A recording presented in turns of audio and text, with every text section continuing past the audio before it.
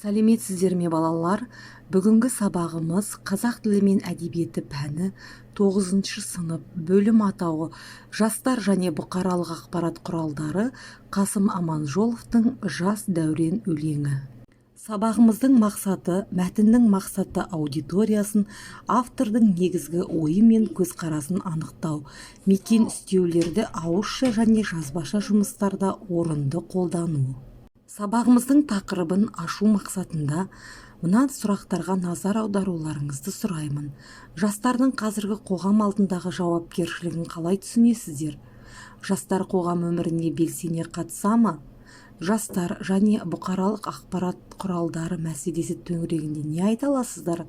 Блогтардағы жастар сайтындағы көтерілетін басты тақырыптар қандай? Осы сұрақтардың бірін таңдап алып, өз жауаптарыңды ұсыныңдар.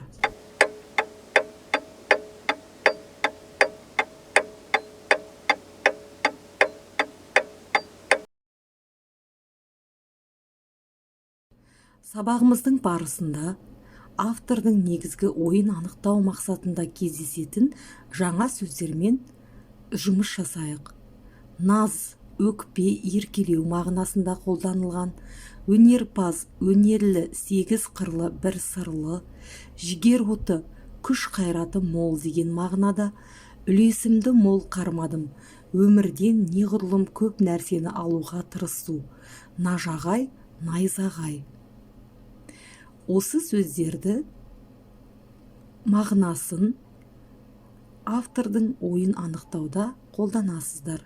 Балалар, алдыңғы сабағымызда танысқан Қасым Аманжоловтың «Жас дәурен» өлеңінде ақын жастық шақты, адамның ең бір керемет кезеңін қандай сөздермен жеткізді? Сол сөздерден қазір ассоциация құрастырып көрейікші.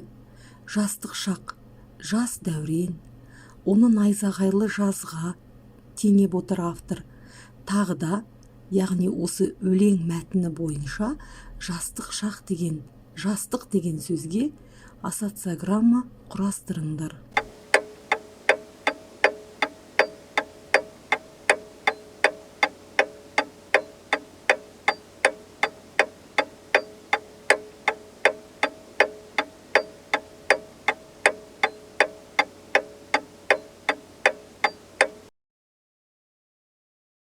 Сабағымыздың мақсатына жету үшін автордың мақсатын айтпақ ойын айқындауға сендерге өлең мәтінінен мынандай мысалдар беріп отырмын. Жас дәурен, Гүлжазира қайран жазым, жігіттің тебірентісін өнерпазын, жас дәурен, жігер оты жанған жалын, үлесімді мол қармадым, қызығыңа тоя алмаспын, нажағайлы алтын жаз. Осы сөз тіркестерін, сөйлемдерді қолдану арқылы автор не айтқысы келді? Осы тапсырманы жазбаша орындаңыздар. Сіздерге 4 минут уақыт беремін.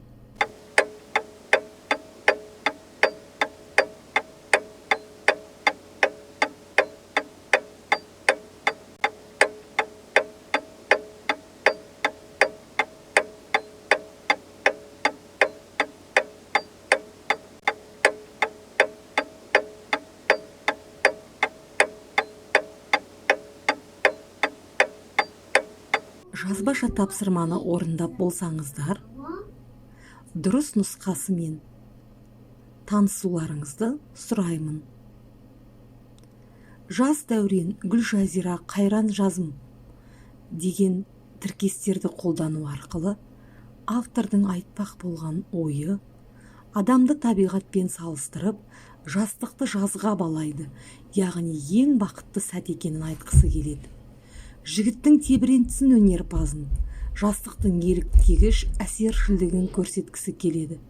Жас дәурен, жігер оты жанған жалын, жастықта адамның бойында күш қайраттың молдығын, ерлікке ұмтылушылығын көрсетеді.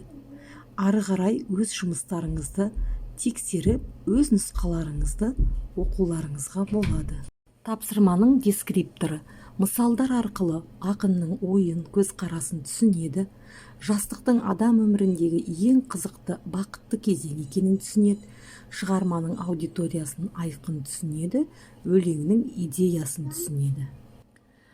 Балалар, сабағымыздың екінші мақсатына байланысты қазір төмендегі берілген грамматикалық ережені оқып, шын жалған ойынын ойнайық. Тапсырманың дескрипторы ережені түсініп оқиды, кемінде 3 жалған мен шынды анықтайды. Мекен істеу қимылдың мезгілін білдіреді. Мекен істеу іс-әрекеттің бағытын білдіреді. Мекен істеу қайда сұрағына жауап береді. Күндіз, кеше, ертең сөздері мекен істеу болады. Мекен істеу сын есіммен тіркеседі. Мекен істеу қашан сұрағына жауап береді. Жолшыбай, артқа, ілгері сөздері мекен істеу болады. Мекен істеу етістікпен тіркеседі. Ережеден алынған осы мысалдарға қарай отырып, ақпараттардың шын немесе жалған екендігін белгілеп шығыңыздар.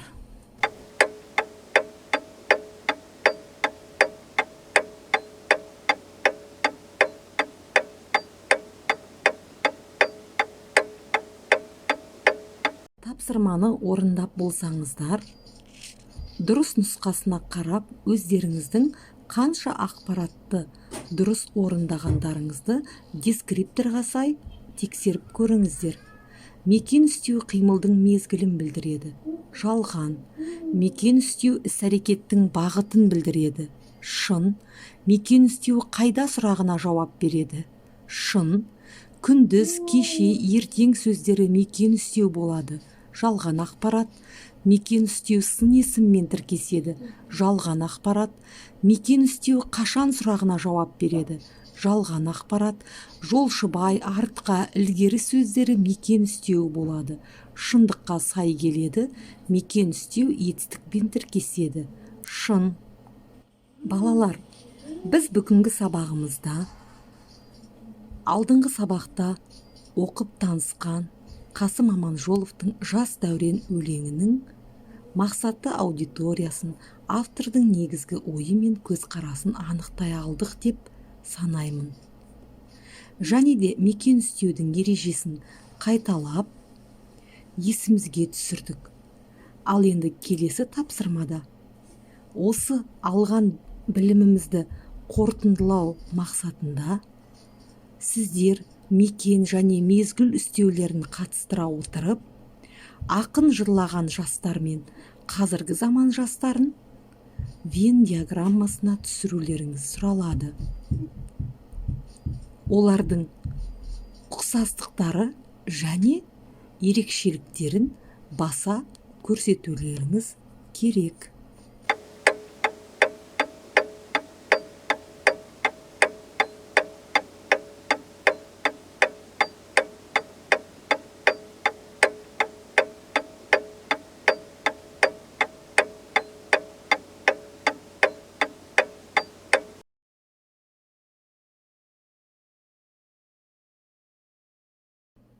Балалар, бүгінгі сабағымыздың рефлексиясы ретінде мына сөйлемдерді толықтырыңдар. Біз бүгін сабақта жаңа қандай ақпарат, қандай білім алдық? Біз не үйрендік? Сабақта алдағы уақытта не ескерілсе екен? Жаңа сабақ қалай өтті?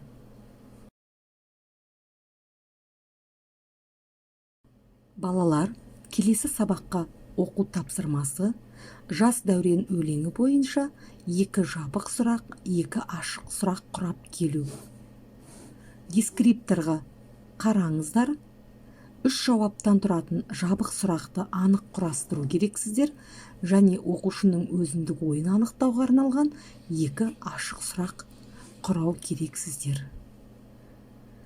Сабақ үшін сіздерге рахмет. Сау болыңыздар.